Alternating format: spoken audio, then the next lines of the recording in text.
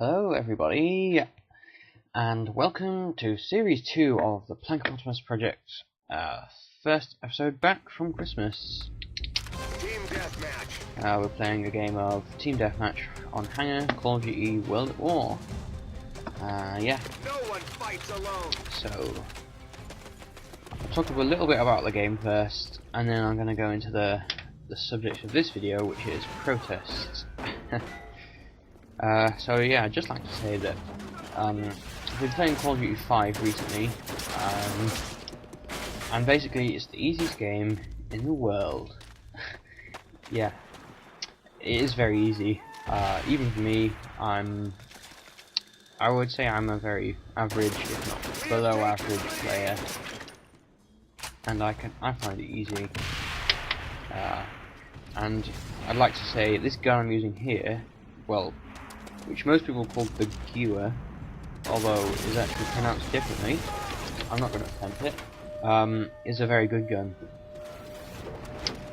Anyway, aside from that, I would like to talk about protests. So, I'm going to start off by talking about the protests we had here in England a while back, although some are still continuing today, which is a protest against the cut in tuition fees and the scrappage of EMA.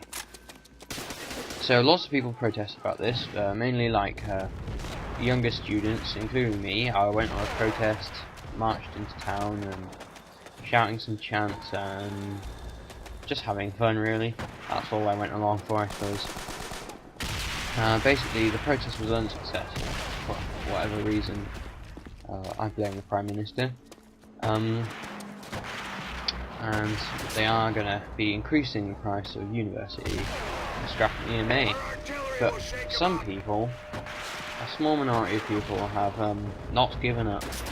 They are still protesting, although there's only very few of them, against things like the EMA scrappage, which, to be honest, I can't see the point of doing. I mean, it's been decided now, these laws have been passed.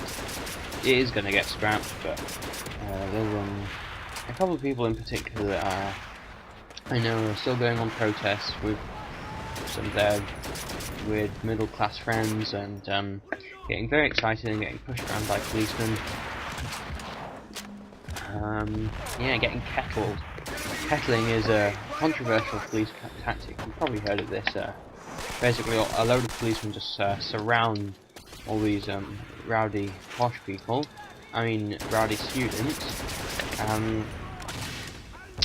until they calm down a bit, you know, stop shouting and making loud noises, you know. Yeah, so that's been used. The mounted police charge has also been used, which looks terrifying, to be honest. I mean, I wouldn't like a horse to run into my face, which has happened. And there's this one case in particular which it's appalling really. There's this disabled guy in a wheelchair. He had cerebral palsy, and well, basically he was on the protest. He didn't want to pay increased tuition fees, but the police took him out of his wheelchair and chucked him on the floor and left him there. And then some friends of his helped him back into the wheelchair, but the police found him again later and took him out of it again. I can't understand that. I mean, he didn't pose a threat to them. He's in a wheelchair. He can't hit you, but I don't know. He's right, police probably a little bit funny in the head. So yeah, that happened. And then sorry about that. And then there's been the protest in Egypt, much more recently. Basically, lots of the population of Egypt, especially people in Cairo, have been protesting against the president, President Mubarak. They want him to leave, basically. He's been in charge for 30 years in this democracy. Let's just say there's been a lot of rigged elections and bribery, perhaps. So yeah, they've been protesting, and they've had much more success in their protest.